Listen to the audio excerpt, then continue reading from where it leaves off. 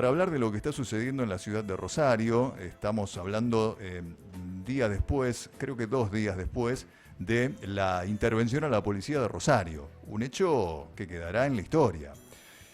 Para eso vamos a contar con un amigo que es periodista, que recorre las calles, que sigue todos los días y minuto a minuto lo que sucede en cuestiones policiales, judiciales y otras cuestiones también.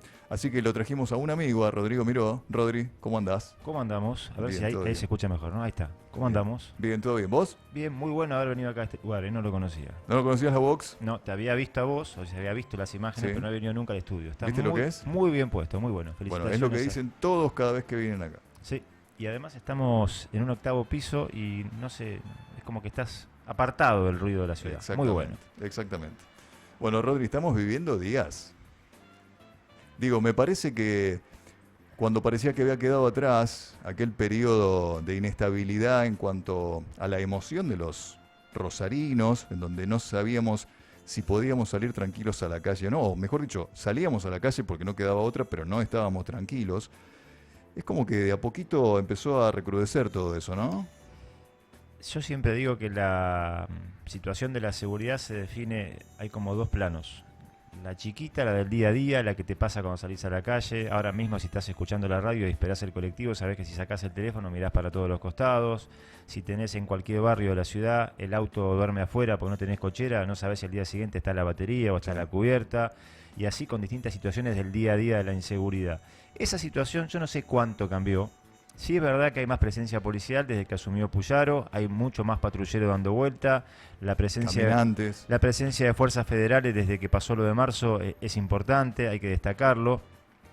Y eso, esa conjunción de dos cosas ayudó a que baje, sobre todo, en ese sentido sí me parece que cambió mucho la sensación térmica, por un lado, y la temperatura real de la cantidad de hechos violentos en muchos barrios de la ciudad. Yo siempre explicaba esto cuando a veces los medios de Buenos Aires ponían placa roja, Rosario, la sangre, qué sé yo. Yo siempre explicaba una estadística que tiene, en toda esta década tuvo el Ministerio Público de la Acusación y el Ministerio de Seguridad, que era, hay barrios de la ciudad en los que jamás se escuchó un tiro. Entonces, la estadística de homicidios no era igual para toda la ciudad, pero había barrios de la ciudad muy complicados en los que vos ibas a preguntarle a la gente y los vecinos y te decían, mirá, a la noche no salimos porque hay balacera, en aquella esquina está el búnker. Le preguntaba si qué hacía la policía, no, la policía pasaba a buscar la coima. O sea, había barrios de la ciudad, pienso rápido, la zona de Rullón y Segui, la zona de Grandoli y Gutiérrez, Tablada. Empalme Graneros, Tablada, bueno, distintos barrios de la ciudad. Zona caliente, zona roja, algo así se denominaba. Sí, zonas calientes, había 8 lugares de la ciudad donde aterrizaron de alguna forma las fuerzas federales que trabajaron en conjunto para eso, para bajar esa violencia más lesiva que la que generaba altísimos niveles de homicidios y balaceras y lo demás.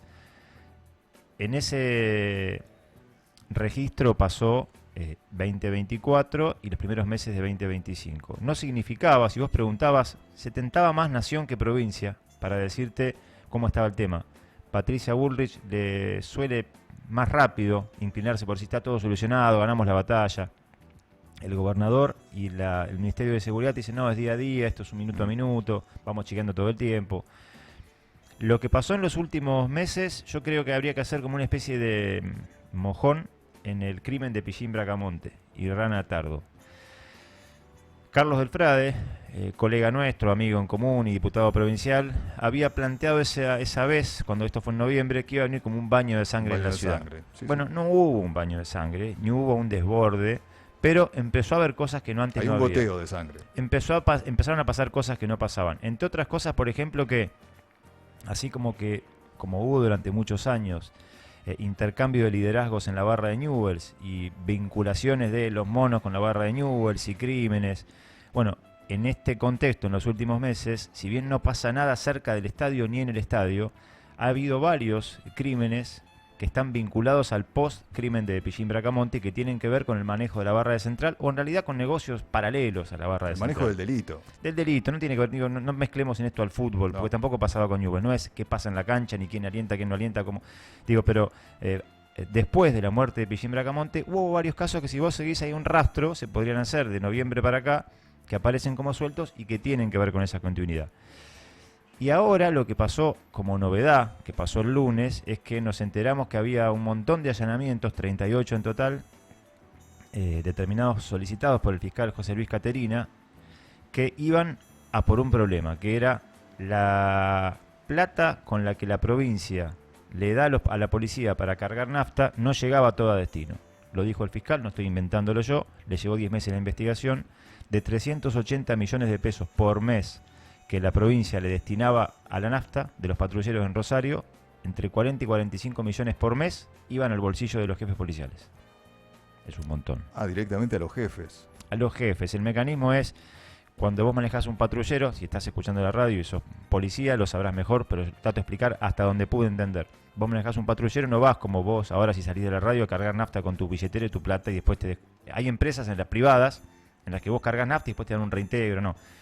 Como ya había habido alguna vez en otro momento, otra época, problemas con esto, sí, se inventó un mecanismo que es... ¿Querés cortar la grabación? Te va a matar la memoria. Rodrigo puso a grabar, vamos a contar. Ahí está. Bueno, no cortó nunca. Bueno, Visa Flota. Se llamaba que el que manejaba el patrullero, los que manejan el patrullero, van a algunas estaciones de servicio, no a todas, y le dicen, llename el tanque. Hay un cupo de nafta, y después a fin de mes esa estación le cobra a la provincia lo que cargó a los patrulleros. Claro, una cuenta corriente. Una cuenta corriente. ¿Qué pasaba? ¿Qué es lo que dice el fiscal Caterina que pasaba? Ya había algunas estaciones pautadas en las que vos ibas y hacías como el jefe Gorgori, guiño guiño, y no te llenaban todo el tanque. Había una parte de nafta que se facturaba pero que no se ubicaba en el auto y quedaba como un saldo de guita entre el 15 y el 20% de la plata que iba para la nafta. En realidad la pasaban a buscar 1 o 2 veces por mes los jefes policiales en la estación. O sea que había sociedad con los dueños de las estaciones de servicio. Por eso detuvieron a 16 policías, casi todos jefes, comisarios, no son cabos que manejan un patrullero que recién empiezan, y tampoco detuvieron a playeros, detuvieron a 4 dueños de estaciones de servicio. Claro. El negocio era por arriba y la plata iba para arriba. ¿Qué pasó? Con esta situación de los allanamientos, el ministro de Seguridad Cocochoni anunció la intervención de la policía. Por 3 meses desplazó al jefe de la policía de Rosario, Daniel Acosta, que tenía una particularidad, era el último jefe que tuvo Perotti.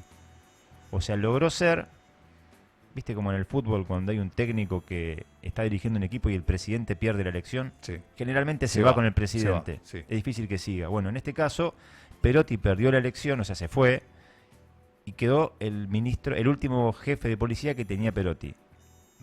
Si vos lo ves con el tiempo, para la cifra de homicidios que tuvimos en 2024 no fue una mala decisión. Pero también era raro que el tipo que había acompañado una gestión que le había ido muy mal en materia de seguridad siguiera al cargo.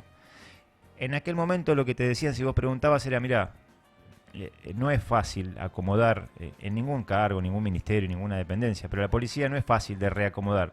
Dejemos más o menos como estábamos, de a poquito acomodando, y démosle indicaciones para que trabajen bien. Démosle patrulleros, démosles armas, le dieron leyes también para que tengan, si se quiere, más claro, potestad para trabajar en la calle. Como la de narcomenudeo. Narcomenudeo y otras más. Bueno,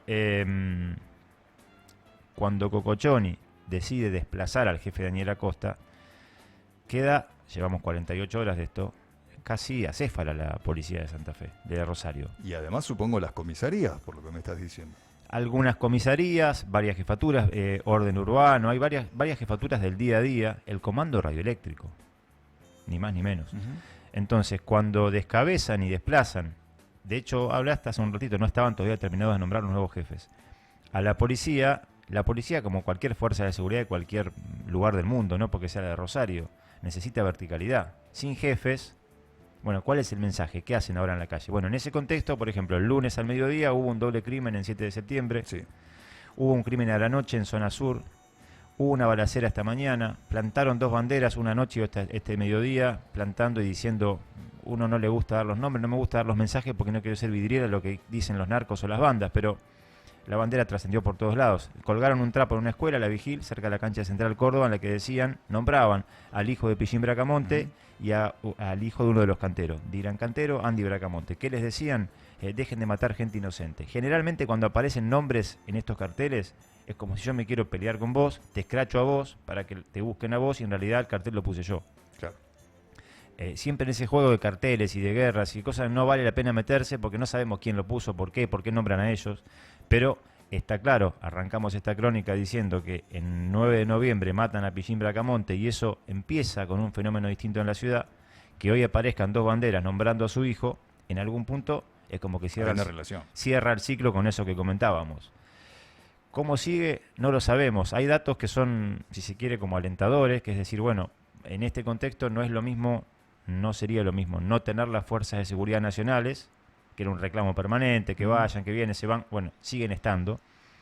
El tema es qué pasa con la policía, quién la controla, quién la conduce. Puyaro en estos días no habló, él siempre ha bancado mucho a la policía. Sí, quizá demasiado para uno mirándolo desde afuera y al ver que en cada caso de corrupción o en varios hechos delictivos, en el caso de los monos, por ejemplo, la mitad de los acusados eran policías. Digo, la policía siempre estuvo, cada vez que se nombraba un delito. Esto que te voy a decir no es una interpretación de charla de café, es dato.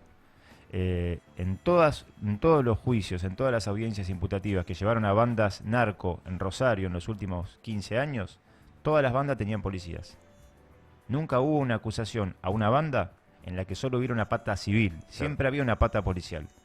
O un ex policía con contactos, un comisario. Entonces, no es de extrañar que en este contexto parte de esta policía que tenemos, de hecho, si vos buscás las comisarías, la 12 en Barrio Ludueña, la 21 en Arijón y Oroño, bueno, no quiero nombrar y decir la 15 en Sarmiento y Ameguino, la 10ª en Zona Norte. Son comisarías que si vos googleás, simplemente con googlear, vas a ver que balacera, acusación de que están en complicidad con los narcos. Algo tuvieron. Cambian el comisario y vuelve a pasar lo mismo.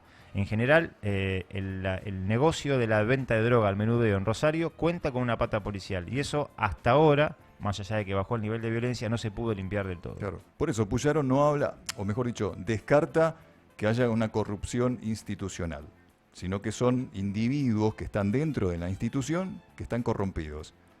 Pero no pueden ser tantos. Hasta acá, ese registro y ese discurso le había valido y le había servido, y cada vez que pudo lo decía en off y en on. Bueno, yo prefiero bancar a un policía y después si se manda una cagada o hay un ilícito, mandarlo a una audiencia imputativa.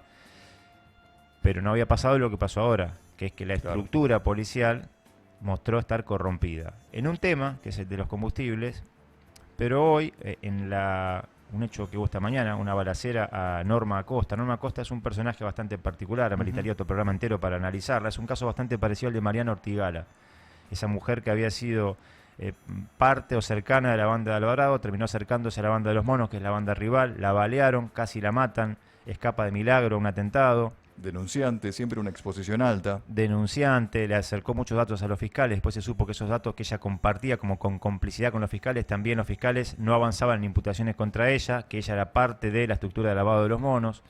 En este caso, el de Norma Acosta, a quien conozco y tengo trato con ella, hoy nos enteramos, fuimos a una balacera muy cerquita donde habían puesto la bandera, estaba en la puerta de su casa, nos mostró los balazos, dijo, mira, yo salí a la puerta, vi que había dos tipos con un Voyage blanco, armados, me metí de vuelta a mi casa, cuando me agacho y me tiro al piso vienen los balazos. Eso contó ella, no hay cámaras que registren otra cosa que esa.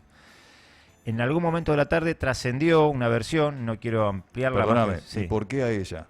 Bueno, primero vamos a esto que vos decís entonces. Cuando llegamos al lugar, estaba ella en la puerta, estaba la policía viendo dónde estaban ese típico dibujito del circulito con la tiza donde queda la vaina. Le preguntamos, ¿qué pasó? ¿Tenés alguna sospecha? Sí, dice, yo hace 3 meses denuncié a la policía. Y nos comparte por WhatsApp la foto de la denuncia que hizo hace 3 meses. Yo pregunté en el MPA, la denuncia efectivamente entró hace 3 meses. Ella hace 3 meses denunció algo muy parecido a lo que esta semana mostró el fiscal. ¿Lo de los combustibles? Y no solo eso, y ella lo dijo en la entrevista, yo no denuncié solamente el combustible, ojalá fuera solo eso. Dije que hay cajas, que es lo que siempre se dijo de la policía. Yo dije con nombre y apellido quién hoy en la policía de Rosario maneja las cajas vinculados a distintos negocios. En la puerta de las fiestas electrónicas, en la puerta de los recitales, dijimos lo de los combustibles. Menciona también, no quiero ser explícito con lo que digo porque quizás ella está buscando ensuciar, pero bueno, ¿qué menciona también? Por ejemplo, que la noche de la muerte de Pillín Bracamonte, uno de los jefes policiales liberó la zona para que se produzca el crimen. Dice, hubo una orden explícita de la policía, eso me consta que fue así. La noche en la que matan a Bracamonte, jugaba Central y San Lorenzo, habían jugado. Venía Russo por primera vez como técnico de San Lorenzo a Rosario. Termina el partido y la barra no puede salir. Están cerradas las puertas por las que sale la barra, que habitualmente sale por el mismo lugar. Eso demoró, o sea, no había, si se quiere, custodia, compañeros para Pichín Bracamonte, que quedó solo. Ella dice que esa noche hubo una orden especial de la policía para que eso pase. ¿Qué pasa? En algún momento de la tarde, todos te lo dicen en off, no muy abiertamente, ahí se investiga una posibilidad que haya sido una especie de autoatentado. Como que ella sabía que le iban a disparar, plantean algunos, cercanos a distintas usinas del poder, no te lo van a decir en on, para permitirle a ella, sin el riesgo de su vida, porque si esto es cierto, ella sabía que le iban a disparar, no le iban a matar, Claro. cuando fuéramos los periodistas, poder contar esto que había pasado. Supongamos que fue un Tener cierta protección. Supongamos que fue un autoatentado. Vamos a ser maliciosos. El documento que ella presentó a la justicia hace 3 meses decía lo que efectivamente pasó después. O sea, en este caso no importa si fue autoatentado o la quieren matar otra persona, otra banda. Lo cierto, y eso estaría bueno que lo explique en pocas horas, en pocos días el gobierno provincial, cuando avance esta situación o cuando se escuche la audiencia imputativa, los datos que ella tiró hace 3 meses en la justicia de tal y tal y tal manejan la caja de los combustibles, es lo mismo que tenía el fiscal. O se los pasó una banda, o se los pasó la policía. Alguien filtró esta información. O sea, evidentemente esta situación... Sí, estaba informada, digamos. Estaba informada. Y esto entonces vuelve al problema que decíamos recién. La policía, en ese informe que presenta la justicia, muestra signos de que no solo con la nafta está corrompida. Y hay mucha vinculación en ese documento, no quiero ser tampoco entrar en tanto detalle, habla también de vinculación en la guerra o discusión entre las bandas por la disputa de la venta de droga. Pero además estamos, esta semana tan particular, vos decías, cambiaron un poco el escenario. Además de esto que pasó, como si no fuera todo esto poca cosa, están analizando, hay 20 marineros filipinos encerrados en un barco, retenidos en un barco con bandera de las Islas Marshall, que no se pueden volver a su país hasta que no se sepa si son o no los responsables del cargamento de cocaína. Que Hasta apareció. ahora el cocinero nada más. Hasta ahora el cocinero, y por lo que me dicen, viendo rápidamente los teléfonos, yo te doy mi teléfono, te doy la contraseña. No, está bien, no quiero saber. Te doy la contraseña, vos lo abrís, enseguida podés ver más o menos, esta vez qué tiene, pero para ver si había fotos, si borraste chat, hay que hacer una búsqueda más profunda. Claro. En la búsqueda rápida de los teléfonos que todos aportaron y mostraron, los otros 19 filipinos no sabían que había cocaína en el barco, y el que sí sabía era el cocinero que dijo, sí, la guardé yo. La verdad, la guardé. ¿Vieron cuando vas a comprar a las carnicerías esas premium que tienen esas heladeras verticales transparentes? Claro, que no pueden... Que tienen la carne envasada al vacío. Sí.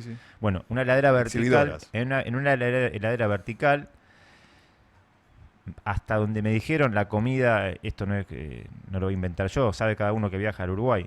O sea, era más barato comprar para el barco la comida acá que comprarla en Uruguay. Entonces bajaron, en teoría, pararon acá, además de cargar pellets de girasol, que era lo que estaban haciendo en el puerto, y cargaron comida de acá. Hay 2 o 3 empresas que hacen logística.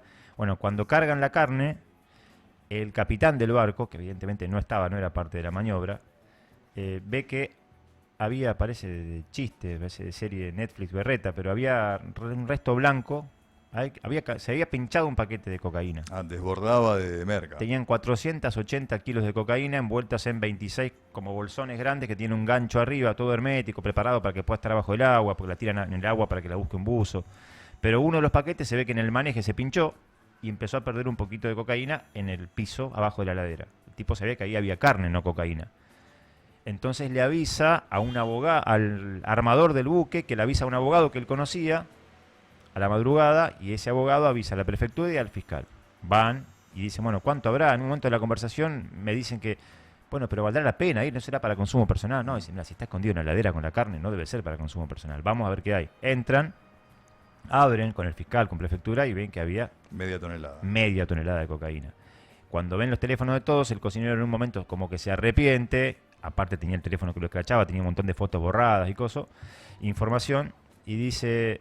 A mí me pidieron, entre comillas, yo creo que él para no complicarse tanto, no dice me pagaron, dice como si hubiera sido un favor, claro, que le hizo a otro, que le dijo, mira, ya que vas para la Argentina, me traes un paquete, te van a cargar unos paquetes allá, vos me los traes. Como cuando le pedís a tu amigo que viaja a Europa, traeme un iPhone. Sí, más o menos así, bueno, como el otro que le hizo el favor, que le pidió el favor, no viajaba o se le había cambiado el último momento del viaje, dijo él, me pidió a mí. En teoría, según lo que dicen hasta ahora, es en el punto donde se juntan el río de la Plata con el río Paraná, hay 20 centímetros o algo así, que el agua todavía está mezclada con el mar, Ajá. y entonces es el río de la Plata, pero el agua es salada, al menos en la superficie. Cuando ven los paquetes, uno de los de prefectura hace así con el dedo y estaba mojado algunos de los paquetes. Lo que estaba transpirando cuando salió de la heladera los paquetes tenían gusto salado. Era salado. Entonces la deducción no es un análisis químico, nada, fue de sentido común. Che, esto Claro. no se cargó en el río Paraná ni vino por seco, alguien lo metió en el río. Entonces ahí aparecieron, en principio parece que aparecieron fotos borradas del teléfono del cocinero filipino que él le había mandado al que le hizo el pedido para decirle, che, hice el laburo. Claro. Que se veía que lo Está estaban hecho. cargando en el medio del río, camino por el río de la Plata. Pero en principio parece que en San Lorenzo podían llegar a cargar más, o hay un mensaje que él dice, a mí me dijo el que me lo encargó que en San Lorenzo estaba todo bien, que no pasaba nada, que 2 o 3 veces al mes hacen esta misma movida. Eso es lo peor de todo. Eso es lo más dramático, porque significa, por un lado, que somos un colador, que es lo que siempre se dijo, y por otro lado, bueno, ¿qué hacemos con esta información? Hoy Carlos Delfrade publicaba un texto en el que decía, bueno, ¿quién se va a hacer cargo de esto? Claro. Hay un filipino arrepentido que dice, sí, yo cargué la media tonelada de cocaína, Esta, pero el tipo que me la encargó a mí me dijo que hacían siempre esto en San Lorenzo. que todos los meses 1,5 toneladas pasa por el puerto de San Lorenzo. Bueno, ¿qué hacemos con eso? Eso, vuelvo a decir lo que siempre cuando te preguntan esto, la 1,5 toneladas de cocaína que apareció en Empalme Graneros en 2022, Sí. unos meses antes del Mundial, en junio, y la tonelada eran 1.600 un cargamento y 1.400 el otro, que apareció en el puerto de Rosario, también de Vicentín. Esos 3.000 kilos que aparecieron poco antes del Mundial, que iban a ir a Qatar, en teoría Sí. ese cargamento terminaba en Qatar a un precio carísimo, pero era para que la consuman los que iban al Mundial. No es la misma que es por la cual se cagan a tiro en Rullón y Segui. Es otra, Debe tener otra calidad. es otro mercado, es otra banda, es consumo internacional, acá ni pisan, acá pueden llegar a usar algo de logística, qué sé yo, por ejemplo, hay una versión que siempre dice, no confirmada, que en la zona del puerto de Rosario, la banda de los monos estaba metida o estuvo siempre metida a través del sindicato, de los estibadores. No conozco mucho, no quiero hablar de más. Siempre se dijo que el puerto de Rosario tiene algún grado de conexión con eso, pero en la logística, no es la misma que se disputa en el barrio municipal, en Palme Graneros. Eso es otro No que la vende, digamos. otro producto, sino que ahí viene de Bolivia. Hoy me decía un investigador, la droga que sale desde Latinoamérica para el primer mundo, para Europa, etcétera, pasa por acá porque tiene menos controles acá que en Santos, que es el puerto de Brasil.